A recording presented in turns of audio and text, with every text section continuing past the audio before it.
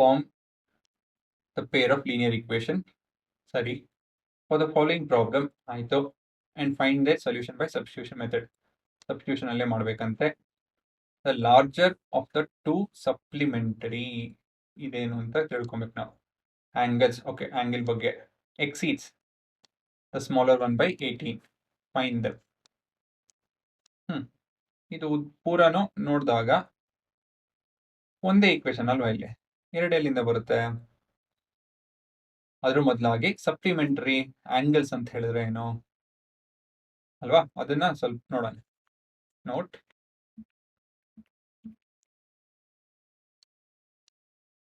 About supplementary angles. So ಇದನ್ನ ಅರ್ಥ ಮಾಡ್ಕೊಳೋದಕ್ಕೆ ಮೊದಲೇದಾಗಿ ಒಂದು ಸೀದಾ ಲೈನ್ ಹಿಡಿಯೋಣ. ಅದಾದ್ಮೇಲೆ ಈ ತರ ಯಾವುದೋ ಒಂದು ಪಾಯಿಂಟ್ ಮೇಲೆ ಒಂದು ಲೈನ್ ನ ಎಸ್ಟಾಬ್ಲಿಷ್ ಮಾಡೋಣ.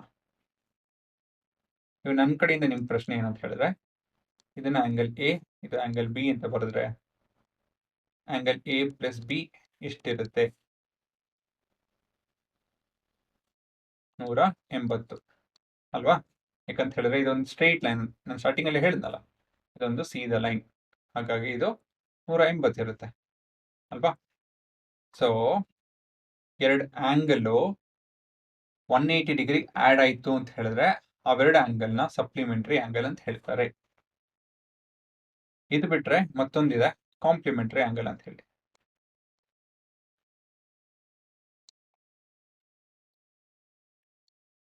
ಕಾಂಪ್ಲಿಮೆಂಟರಿ ಆಂಗಲ್ಸ್ ಏನಂತ ಹೇಳಿದ್ರೆ ಅಲ್ಲಿ ಎರಡು ಆಂಗಲ್ 90 ಡಿಗ್ರಿ ಆಡ್ ಆಗುತ್ತೆ. ಇದ್ಯಾರೋ ನಮ್ಗೆ ಹೇಳಿದ್ರು, ಸಪ್ಲಿಮೆಂಟರಿಗೆ ಎಸ್ ಅಂತ ಮಕ್ಳ ಹತ್ರ ಬರ್ಸ್ರಿ, ಸಿ ಕಾಂಪ್ಲಿಮೆಂಟರಿಗೆ ಸಿ ಅಂತ ಬರ್ಸ್ರಿ. ಅದಾದ್ಮೇಲೆ ಇಲ್ಲಿ ಈ ತರ ಒಂದು ಲೈನ್ ಹಾಕಿ ಇಲ್ಲಿ ಇದೆಲ್ಲ ಬರೆದ್ರೆ ಇದು 180 ಆಗುತ್ತೆ. ಇದರಲ್ಲಿ ಈ ತರ ಲೈನ್ ಹಾಕಿ ಈ ತರ ಬರೆದ್ರೆ 90 ಡಿಗ್ರಿ ಆಗುತ್ತೆ. ಸೊ ಈ ತರ ಮಕ್ಕಳು ನ್ಯಾಪ್ ಕಟ್ಕೊಂಡ್ರೆ ಸರಿ ಹೋಗುತ್ತೆ ಅಂತ ಹೇಳಿ ಒಳ್ಳೆ idea. So supplementary complementary angles ಅಂತ ಬಂದಾಗ ಕನ್ಫ್ಯೂಸ್ ಆಯ್ತು ಅಂತ ಹೇಳಿದ್ರೆ ಈ ಮೆಥಡ್ ನ ಉಪಯೋಗಿಸಿ,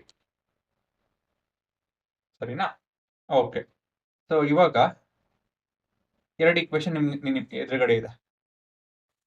ಪಾಸ್ ಮಾಡಿ ಯೋಚನೆ ಮಾಡಿ ಎಲ್ಲಿರ್ಬೋದು ಅಂತ ಹೇಳಿ.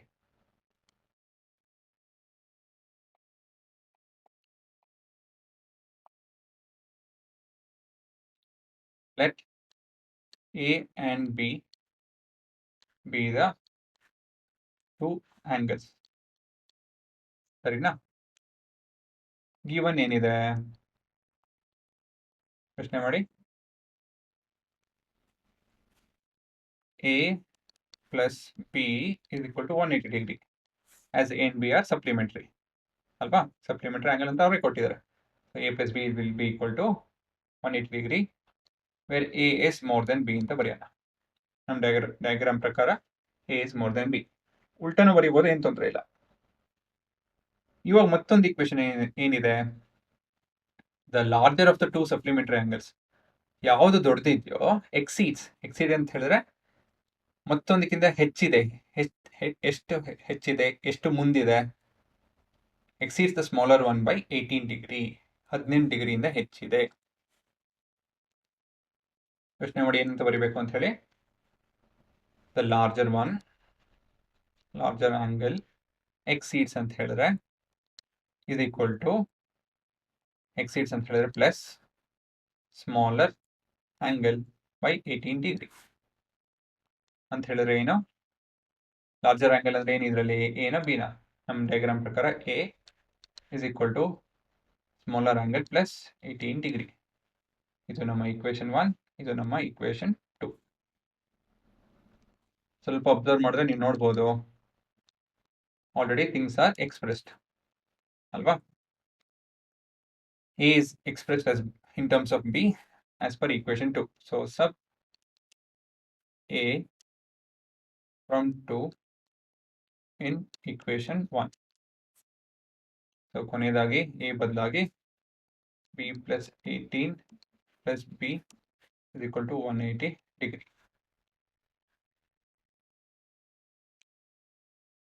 So ಇಲ್ಲಿ like terms 2B plus 18 is equal to 180 degree.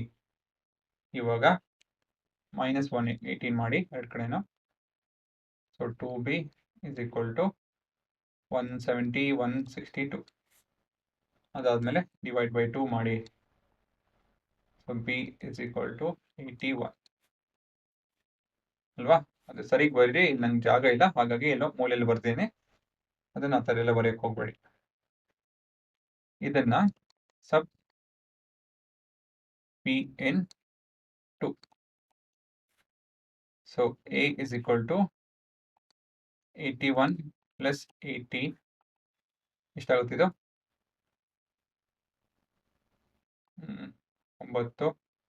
99. ಸರಿ ಅಲ್ವಾ? ಸೊ ನಿಮ್ಮ ಆಂಗಲ್ಸು ಕೊನೆಯದಾಗಿ ಸೊಲ್ಯೂಷನ್ ಏನಂತ ಹೇಳಿದ್ರೆ, ದ ಆಂಗಲ್ಸ್ ಆರ್